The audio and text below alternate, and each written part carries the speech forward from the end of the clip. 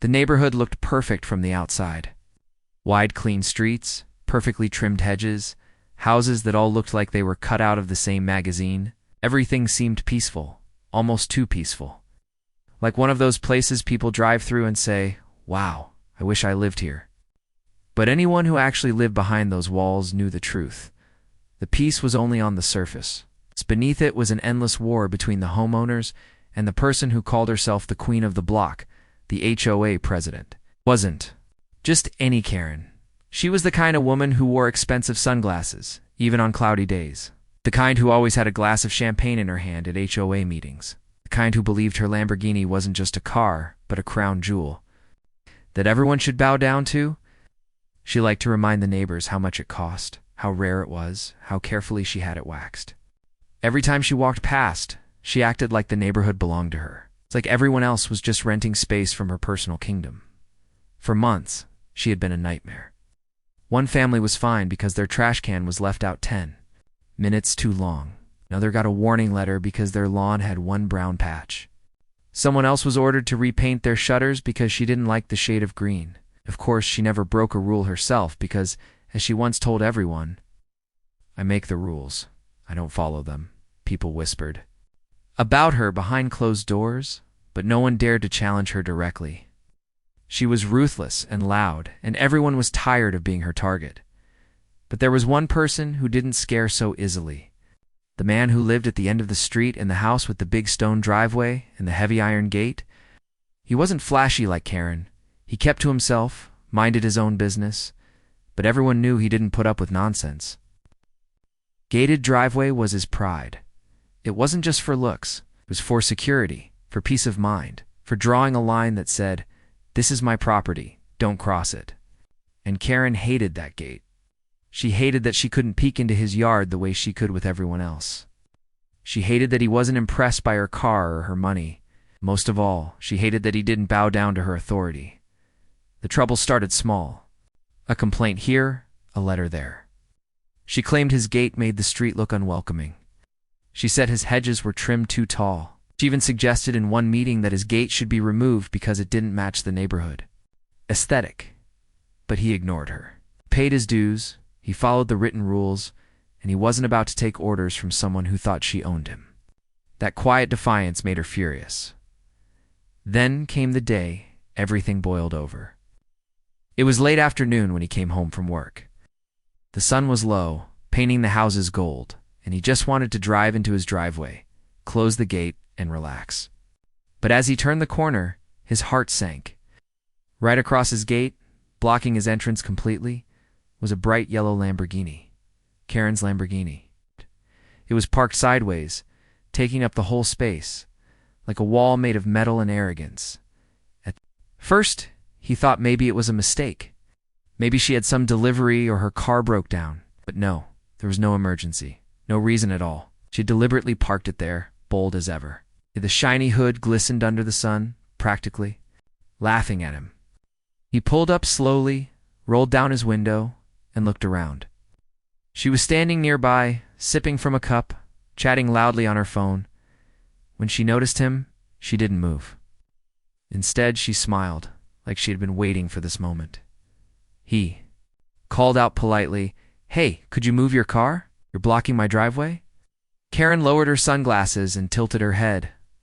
"Oh, this?" She gestured toward the Lamborghini, as if he were pointing out a piece of artwork. "I'll move it when I feel like it." "Don't worry, I won't be long." He frowned. "I need to get in now. You're blocking my property."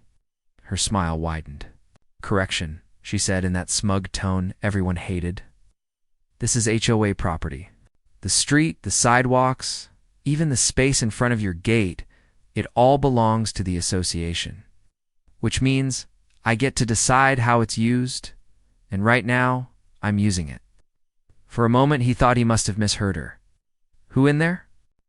Right mind thought that was acceptable, but no, she was dead serious. She even took another sip of her drink, like she was celebrating her little victory. He tried again. "Look, you can't just block someone's driveway. That's illegal." "Move the car, please," Karen laughed. Actually laughed. "Illegal?" she said, mocking his tone. "Sweetheart, you don't know who you're talking to." I run this HOA. I've been here for 15 years, and I know every law and rule inside out. Nobody can touch me. If you have a problem, take it up with, await me." She pointed at herself and smirked. The neighbors across the street peeked out their windows. Some even stepped onto their porches to watch. They all knew this wasn't going to end quietly. The man gripped his steering wheel, his patience thinning. He wasn't the type to yell, but he wasn't about to let this slide either. "Last chance," he said firmly. "Move your car, or there will be consequences." Karen tilted her head back and laughed louder, her voice echoing down the street. "Consequences? Please? What are you going to do? Call the cops?" "Go ahead. I'll have a glass of wine while they tell you exactly what I just did that. I'm not breaking any rules. Face it, you're stuck. You can't get in or out unless I say so. And maybe next time you'll think twice before ignoring the HOA president." It was then that he realized this wasn't about rules at all. This was about power. She was trying to humiliate him, to show the neighborhood that even he, the man with the iron gate, had to bow to her. It wasn't just a car blocking a driveway. It was a challenge. He didn't say another word.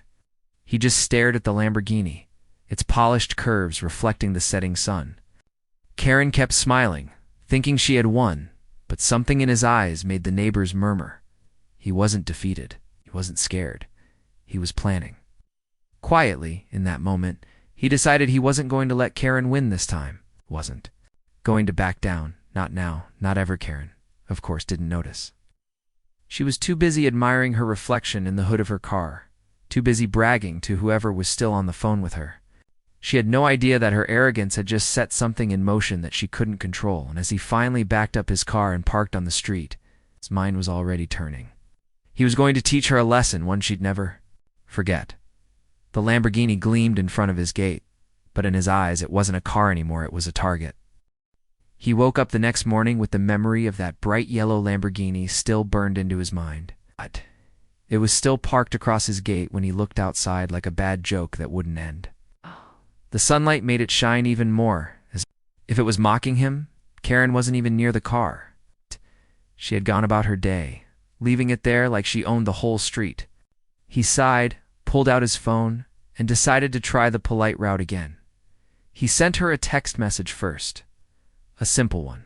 "Your car's blocking my driveway. Please move it." He waited, staring at the screen. No reply. He tried calling her. The phone rang and rang, but she never picked up. After a few tries, he realized she was ignoring him on purpose. She wanted to make him sweat, so he walked outside. A few neighbors were already whispering across the street, pretending to water their lawns, but clearly watching him. He didn't care about them right now. He walked straight up to Karen's front door and knocked. He knocked again, harder this time. Finally, the door opened. Karen stood there in a silk robe, holding a cup of coffee like she had just woken up. "What now?" she asked, her voice already dripping with annoyance. "You know what?" he said calmly. "Move your car. You've had your fun. It's enough." Karen leaned against the doorframe and smiled. "I told you yesterday that space isn't yours. It's HOA property. I'll move it when I feel like it. Right now, I don't feel like it." His jaw tightened. "So you're just going to leave it there? Block me in?" She shrugged. Maybe I'll leave it for a week, maybe longer." "What are you going to do about it?" He didn't reply. He turned and walked away. Karen called after him, "Have a nice day. Oh, wait, you can't go anywhere," and then slammed the door. That was when he decided to document everything. He pulled out his phone and began recording the Lamborghini blocking his gate. He took pictures from every angle. He spoke into the camera, stating the time, date, and situation. He wanted proof, clear proof, of what she was doing. The neighbors saw him filming, and some nodded silently, as if saying they supported him. A few even whispered things like, "Good. Finally someone's standing up to her." But no one dared to say it loudly. Everyone knew Karen had a long memory and liked to punish anyone who crossed her. Later that afternoon, he tried calling the HOA hotline. He explained the situation, gave Karen's name, and asked them to intervene. The woman on the phone sounded uncomfortable. "Sir, If the car is on HOA property, we can't tow it without authorization from the president. He almost laughed. The president is the one who parked it there. The woman hesitated. Then I'm afraid you'll have to work it out with her directly. Then she quickly ended the call. It was useless. The HOA was Karen's kingdom, and everyone inside it was either scared of her or worked for her. He wasn't going to get any help from them, so he called the police.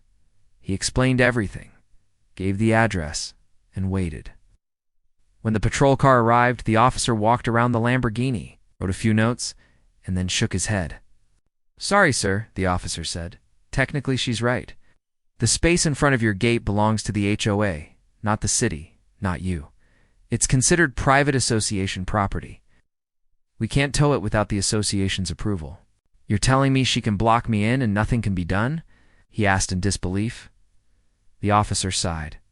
"I know it's frustrating, but this is more of a civil matter between you and your HOA. Unless she's blocking a public road or violating a state law, our hands are tied." Karen had been watching the whole thing from her porch. When the officer left, she waved at him with a smug grin. "See? Told you. Untouchable." His patience was wearing thin, but he still wasn't. Ready to lose his temper? He knew better than to play into her games. He went back inside his house, but his mind kept racing. He couldn't even pull his car into his own driveway. Couldn't use his own gate. Worse, she was enjoying every second of his frustration. That night, he couldn't sleep. He kept thinking about the way she laughed, the way she had said, "Nobody can touch me." It was more than just a blocked driveway now. It was humiliation.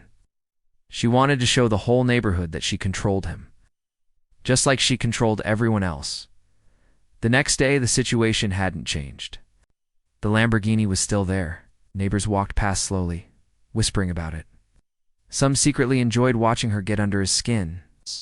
Others were rooting for him to do something, anything, to fight back. But no one said it openly by noon. He decided to try one last polite attempt. He walked over again and knocked. Karen opened the door, this time dressed in full makeup, ready to go out. She looked him up and down and smirked.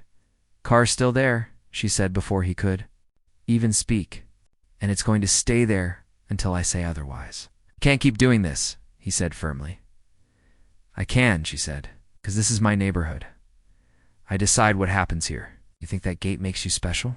You think you can hide behind it and ignore the HOA? Not anymore. Consider this your lesson. You're making a mistake," he warned. Karen laughed again, that same sharp laugh that grated on his nerves.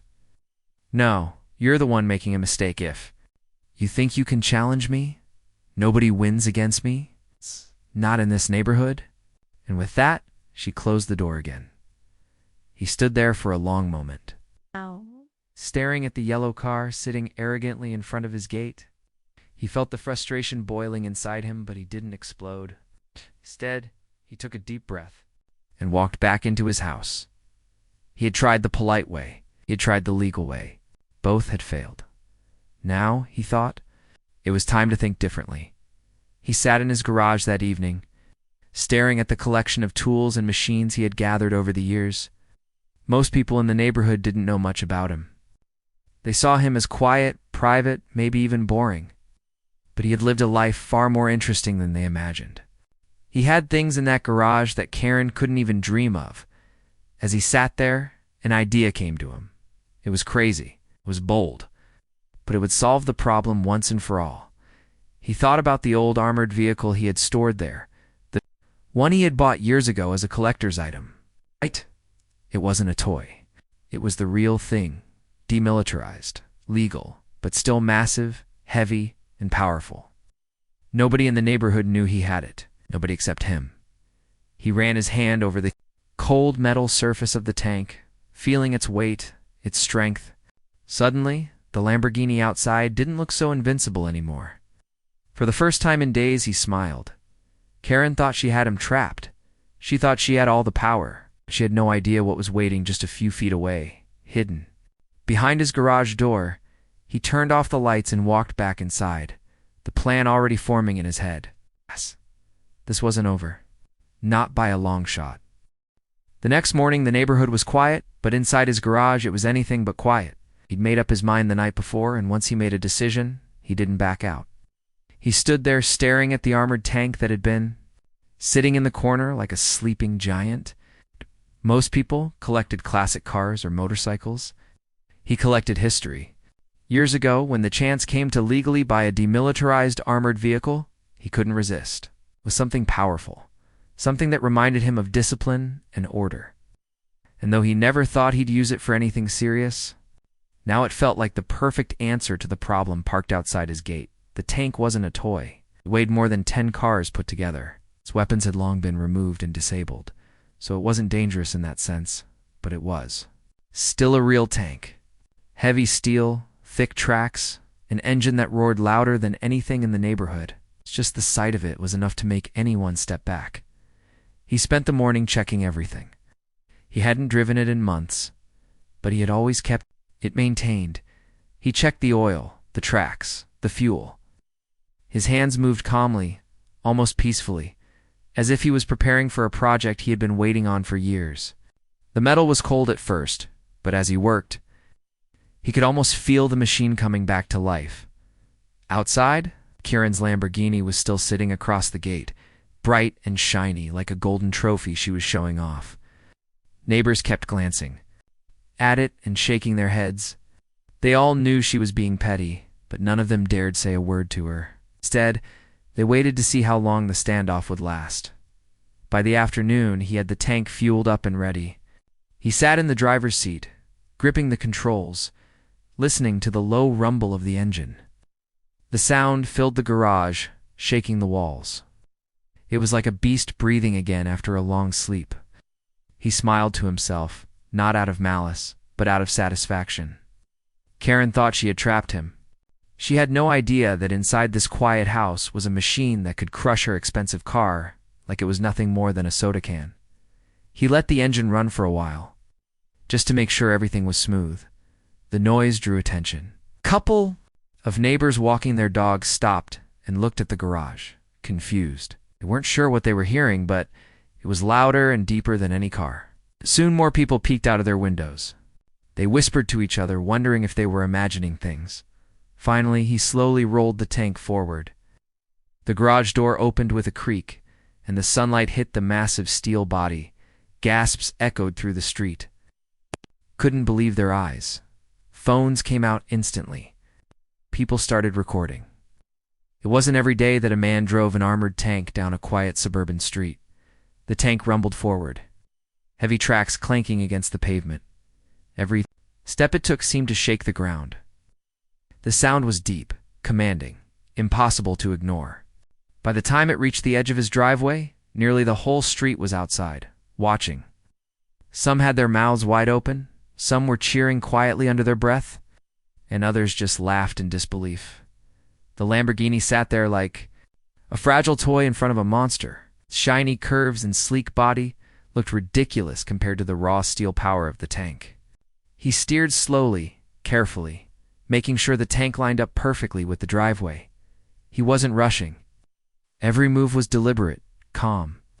He wanted Karen to see this, to understand it wasn't a rash decision, it was something he had chosen. With complete control, the tank stopped just inches away from the front hood of the Lamborghini. The neighbors gasped again, holding their breath. The contrast was almost comical. A thin yellow sports car trembling in the shadow of a war machine. He sat there for a long moment, letting the scene sink in. The roar of the engine filled the street, drowning out every other sound. Then Karen appeared. She came running out of her house, heels clicking on the pavement, eyes wide in disbelief. She couldn't believe what she was seeing. Her precious car, her pride and joy, was nose-tuned with a tank. "What the hell do you think you're doing?" she screamed, her voice shrill and panicked. He didn't answer right away. He just looked at her calmly through the small window. His hands rested steady on the controls. Karen stomped closer, waving her arms. "You can't do this. This is insane. That's my car. That's a Lamborghini. Do you know how much it costs?" Still, he said nothing. The neighbors were recording everything, capturing her meltdown from every angle. Some even whispered to each other. She finally met her match. Karen tried to stand in front of the Lamborghini, as if her body could protect it. But when the tank's engine growled louder, she stumbled back, realizing she wasn't brave. "Enough to test him?" she shouted again. "You'll regret this. I'll sue you for everything you have. I'll make sure you lose your house. You'll go to jail." Her threats meant nothing now. He had heard them all before. She had bullied and intimidated people for years. Maybe others were too afraid to stand up to her. But he wasn't. Not anymore. He let the engine idle, the tank looming over her car like a giant predator. The moment was almost surreal. The neighbors held their breath, waiting to see what he would do next. Some were silently rooting for him to go forward, to finally put an end to Karen's reign of arrogance. Others just couldn't believe the scene unfolding in front of their eyes. Inside the tank, he thought about everything that had led to this moment. The texts she ignored. The police, who couldn't help. The HOA that protected her no matter what. She did. The laughter in her voice when she told him nobody could touch her. All of it boiled down to this moment. A moment where he could finally show her she wasn't untouchable. The tank didn't move further yet. He kept it right there, letting Karen sweat, letting the neighbors record every second. It wasn't just about crushing a car. It was about showing her that she had picked a fight she couldn't win. Karen screamed again, her voice cracking this time. "Move that thing back. I'm warning you. This is harassment. This is destruction of property." Her words meant nothing against the sound of steel and power that filled the street. For the first time in a long time, she didn't look like the queen of the neighborhood. She looked scared, small, powerless. He adjusted the controls slightly, making the tank roll forward just an inch closer. The sound of metal scraping against the Lamborghini's front bumper echoed through the air. Karen screamed so loudly that a few neighbors laughed nervously. Phones zoomed in to catch every detail. The tension was unbearable, like the whole street was holding its breath, waiting for the inevitable. And then he stopped again, letting the moment hang. The Lamborghini trembled under the weight pressing against it, and Karen covered her face, almost in tears. The neighborhood had never seen anything like this before. They would never forget it either. The man who lived behind the iron gate, the quiet one nobody really knew, had just rolled out a tank against the queen of the HOA, and this was only the beginning. The tank's engine roared like thunder as it sat there, massive and unshakable, just inches from the Lamborghini. The crowd of neighbors had grown larger. People were standing on porches, leaning over fences, some even holding up their children, so they could see what was happening. Phones were out everywhere, recording every second. The quiet neighborhood that usually echoed with sprinklers and birds now shook with the sound of steel and tension. Karen's face was red with rage. She stomped closer, her hands flailing in the air. "Stop this right now," she screamed. "You have no idea who you're messing with. This car is worth more than your entire life. You'll never get away with this." Her voice cracked, but she tried to sound confident. She had always won before, always bullied her way through every argument, but this was different. For the first time, she wasn't the one in control. The tank loomed over her, steady and calm, while her precious Lamborghini looked small and helpless under its shadow. The man inside the tank didn't speak. He didn't need to. Silence was more powerful than anything he could have said. The engine spoke for him. The deep rumble filled the air like a warning. The crowd felt it in their chests, heavy and unrelenting. Karen tried to call the police. On her phone, pacing back and forth, "Send officers right away." She shouted into the phone. "This maniac is threatening me with a tank. He's going to destroy my car. Hurry, hurry." She ended the call and pointed at him with a shaking hand. "They'll be here any second, and when they come, you'll be in handcuffs. You'll regret ever crossing me." The man didn't flinch. He pressed the controls forward, slowly, steadily. The tank rolled forward until the heavy steel tracks touched the Lamborghini's hood. A sharp metallic crunch echoed through the street. Gasps erupted from the neighbors. Some covered their mouths. Others cheered softly. Phones zoomed in as the front of the luxury car bent under the weight. Karen screamed, a piercing sound that made even the dogs in the neighborhood bark. No, stop, you're destroying it. You know how rare this car is? She ran toward the tank, but stopped when she realized he wasn't slowing down. The car groaned under the pressure, the windshield cracking with a loud snap. The man kept moving forward. The tank climbed onto the Lamborghini like it was nothing more than a toy. The sleek yellow curves flattened, the tires burst, glass shattered in all directions. The sound of crunching metal filled the air, louder than anything the neighbors had ever heard. The Lamborghini, once her crown jewel, was turning into a pile of crushed scrap right in front of her eyes. Karen dropped to her knees, clutching her head. No, no, no, she cried, tears spilling down her face. You can't do this, that's my baby. But he didn't stop. The tank rolled fully over the car, flattening it completely under its massive weight. When the tank finally moved forward off the wreck, the Lamborghini was unrecognizable. The shiny sports car that Karen had once bragged about endlessly was now nothing but twisted metal, shattered glass, and a pool of leaking fluids. The neighbors erupted into a mix of gasps and cheers. Some clapped, some laughed in disbelief. Everyone kept recording. This was the moment they would talk about for years, the day someone finally stood up to Karen. Karen's face twisted with rage and grief. She screamed again, pointing at the tank. You're finished. You hear me? Finished. I'll ruin you. I'll sue you for every penny you have. I'll make sure you never live another day in peace. But her threat sounded weak now. Her voice shook, her eyes were wild. The power she once had was gone, crushed along with her car. The man stopped the tank in the middle of the street.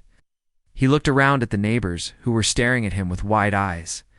He opened the hatch slowly and climbed out, standing tall on top of the steel machine. The crowd went silent, waiting for him to say something. He looked directly at Karen. I asked you politely, said in a calm, steady voice. I gave you chances, I called. I texted. I asked you face to face. You ignored me, you mocked me. You blocked my home, my property. Now you know the consequences. The words hung in the air, heavy and undeniable. The neighbors nodded quietly. They knew he was right. Karen had pushed too far for too long, and now she had paid the price. Karen stomped her feet like a child.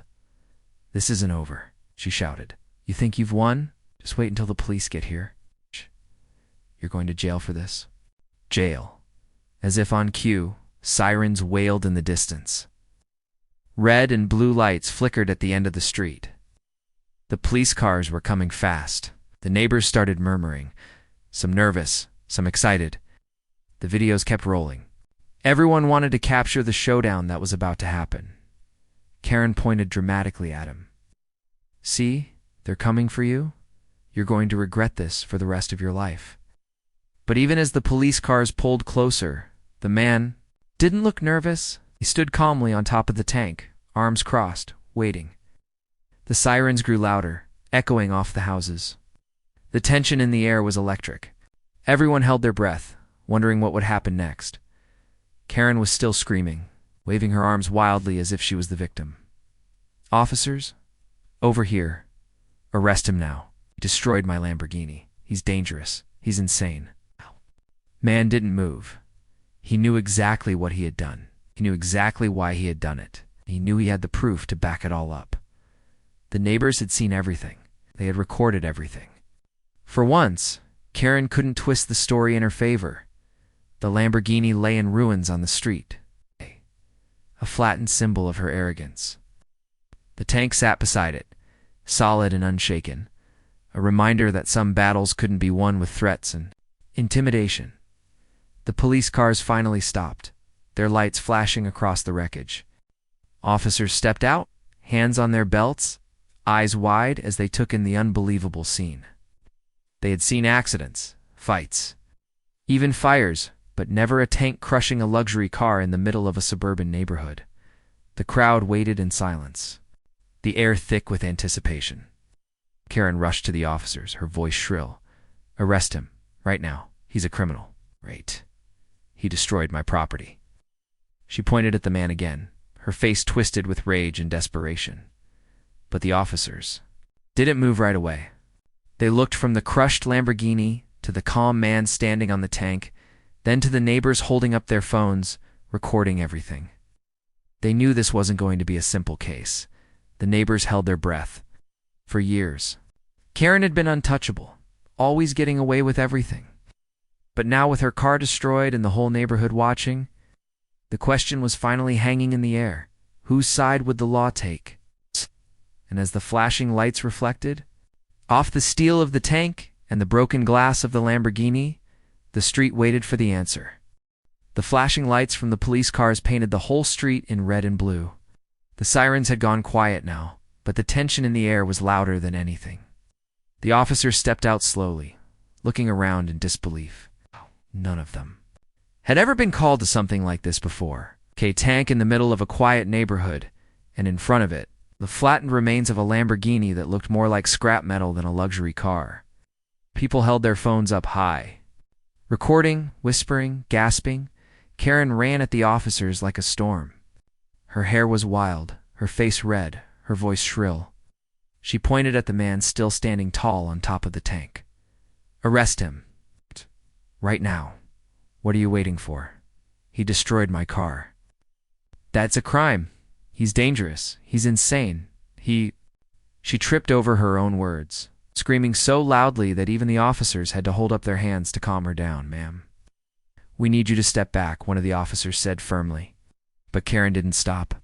She kept going, spitting out threats, lawsuits, and demands like bullets. The man on the tank stayed silent, calm as ever. He climbed down slowly, his boots hitting the pavement with a solid thud. He didn't run. He didn't act guilty. He walked toward the officers with his head held high. "I'm the homeowner," he said in a steady voice. "That car has been blocking my private driveway for 2 days. I asked her politely to move it. I called her. I texted her. I even called you yesterday. She refused. She mocked me. She said nobody could touch her. I documented everything." Karen screamed over him. "He's lying. Don't listen to him. It's twisting everything." But the neighbors had already stepped forward. One by one, they began to speak. "He's telling the truth," said the woman from across the street, holding her phone up. "I saw everything. She parked her car there on purpose. She laughed about it. I have it on video." Another neighbor joined in. "We all saw it. Said the HOA owned the street and that she could do whatever she wanted. He asked her nicely more than once. She ignored him." Others started waving their phones, showing the officers the videos they had recorded.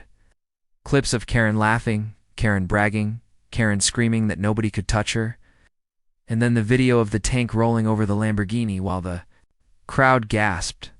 The officers exchanged looks. They could see what was happening. This wasn't just a case of property damage. It was a full story of harassment, arrogance, and finally, justice. One officer turned to Karen. "Ma'am, did you intentionally block his driveway with your vehicle?" Karen's jaw dropped. "What? Of course not." "Well, maybe for a little while, but it doesn't matter.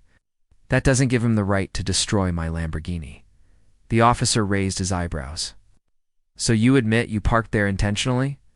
Karen stuttered, realizing she had just trapped herself. I was making a point. I'm the HOA president. Can park where I want." The officer sighed and shook his head. "Ma'am, HOA rules don't override state law. You can't block someone's private driveway. That's illegal." Face turned pale. For once, her confidence cracked. She opened her mouth, but no words came out. The man handed the officers his phone. "Here's the full record. Photos, videos, timestamps, texts. Everything." The officer scrolled through, nodding. He turned to the other officers. "He documented everything." She blocked him in. "We have multiple witnesses." And it looks like she was warned. Karen shrieked. "What about my car? Look at it. It's worth hundreds of thousands. He crushed it like garbage. You have to arrest him." But the officer shook his head again. He blocked his legal access to his own property. He acted on his property with a vehicle he owns legally. It may look extreme, but the facts are on his side.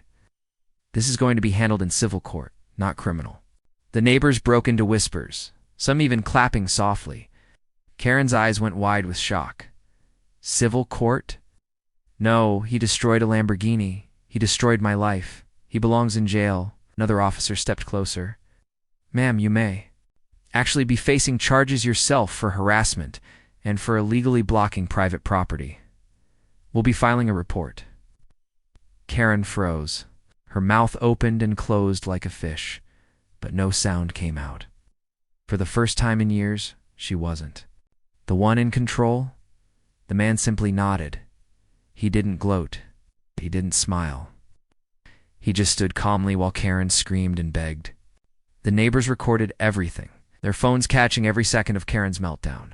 The news spread faster than wildfire. That night, videos of the tank crushing the Lamborghini flooded the internet. Clips were on social media, local news, and even national headlines.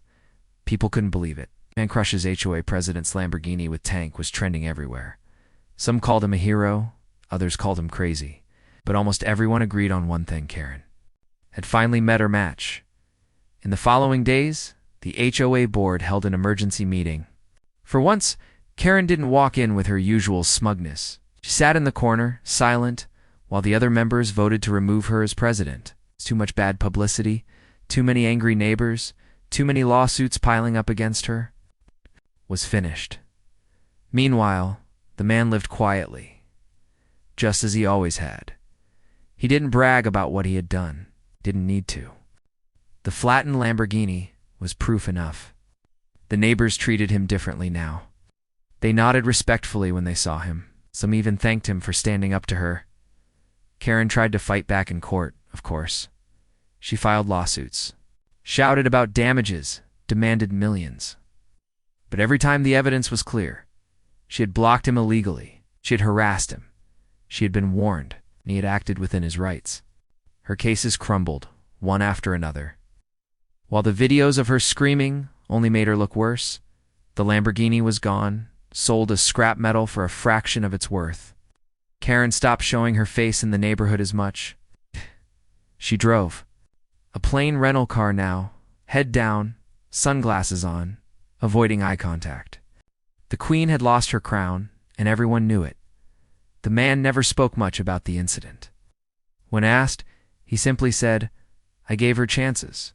She didn't listen." And that was all. Went back to his quiet life, his iron gate standing. Tall, his driveway clear at last, but the story never died.